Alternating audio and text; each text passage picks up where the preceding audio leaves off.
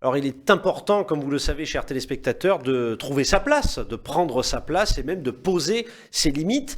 Mais c'est un petit peu de tout ça, des fois c'est un petit peu, on peut être un peu perdu dans ces notions-là. Et c'est pour ça qu'on a la chance avec notre invitée qui est Valérie Havé, qui est la fondatrice de l'EI PNL, l'école internationale PNL, donc à Sanary, sur le développement personnel, et coach également. Bienvenue Valérie, Bonjour Midi, merci d'être là avec nous. mais c'est un plaisir toujours de vous retrouver. Ah ben, un plaisir partagé. Alors, pour nos téléspectateurs, il va falloir un petit peu, j'allais dire, nous analyser un petit peu tout ça, nous expliquer qu'est-ce que c'est finalement que l'art de poser ses limites. L'art de poser ses limites dans notre société, c'est vrai que c'est quand même plutôt compliqué, parce qu'il y a cette notion d'amour, de vouloir être aimé, de ne pas vouloir blesser l'autre, que ce soit dans le milieu personnel ou alors dans le milieu professionnel, la peur de perdre quelque chose, de perdre son emploi, et puis la peur aussi de faire de la peine aux siens, à ses proches. Donc l'art de poser ses limites, vous voyez que c'est quand même important parce que lorsque nous n'arrivons pas à poser nos limites, Mehdi, nous avons des problèmes qui peuvent aller jusqu'à des problèmes de santé. Donc, l'art de poser ses limites passe d'abord par la bonne communication. Donc, savoir se positionner, savoir dire non, savoir aussi dire des vrais oui. C'est aussi Bien sûr. important. Voilà, pas toujours dire oui pour faire plaisir à l'autre, parce qu'il s'agit aussi de prendre soin de soi.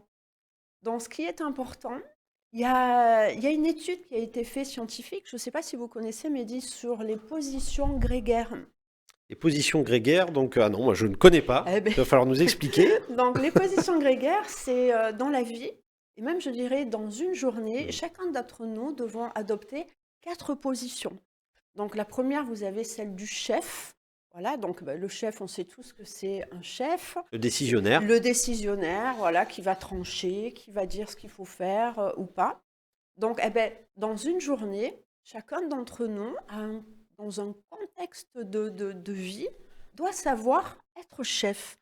Donc, par contre, il ne doit pas être que chef, parce que vous imaginez bien que si un chef est chef du matin qui se lève jusqu'au soir qui se couche, avec ses amis, dans son travail, avec son entourage, Ça va être difficile. c'est compliqué à supporter. Et c'est difficile aussi pour le chef, parce qu'il doit tout contrôler. Il y a une grosse perte d'énergie.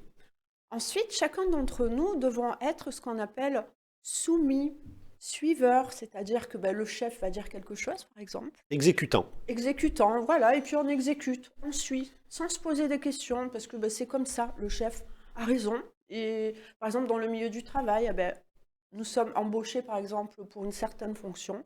Le chef dit, tu dois faire ça. Je ne suis pas en position d'être le chef, donc j'exécute ce J'applique que la dit. directive. Tout à fait ça, Mehdi. Donc, pareil, on revient avec le chef. On ne doit pas être tout le temps exécutant, tout le temps suivant. Sinon, ça ne le fait pas aussi. Ça va agacer l'entourage et c'est pas comme ça que nous allons aussi évoluer.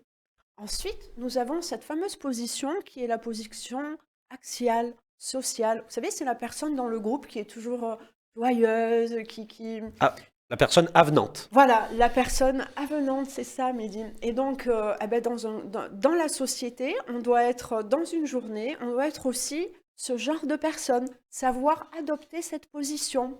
Et ensuite, on a la dernière position qui est la position en retrait, la position on a tendance à l'appeler la personne qui se retranche,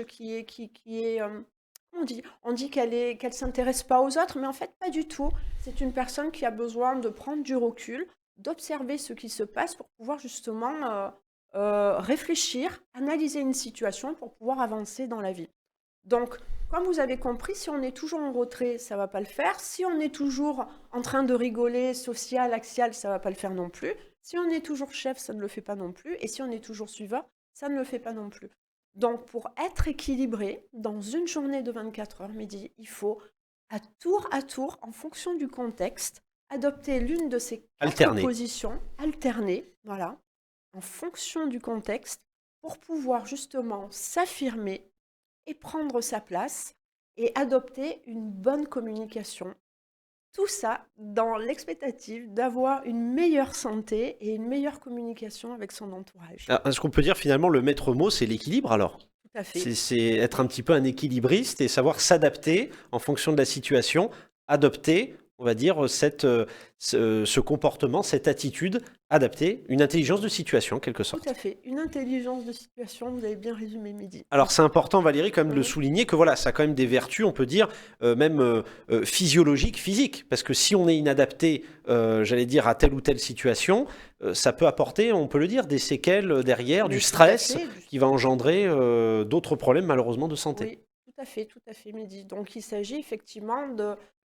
L'essentiel, en fait, lorsqu'on trouve cet équilibre, nous amène à avoir une bonne communication. Et la bonne communication, en fait, c'est celle qui crée de la magie dans les relations. Et c'est celle qui nous permet d'être à sa place, d'exprimer nos besoins, d'exprimer ce dont on a envie.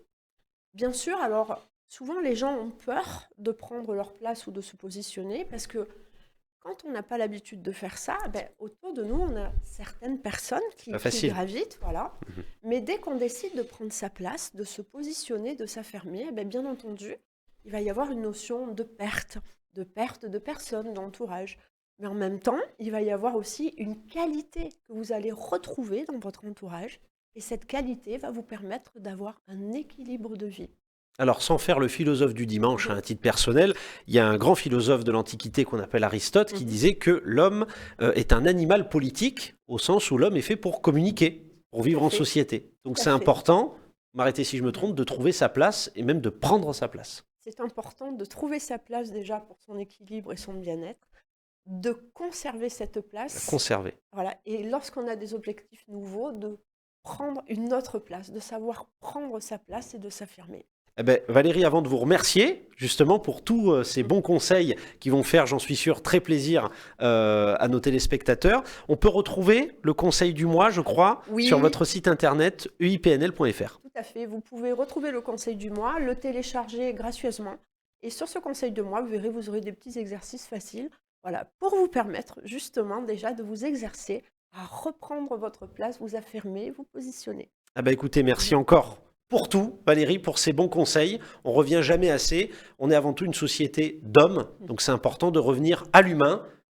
Et le maître mot aujourd'hui, ça aura été équilibre. Équilibre. Merci, Mehdi. Merci à vous, Valérie. Merci à vous, chers téléspectateurs. Une excellente journée et à très vite sur Info 83.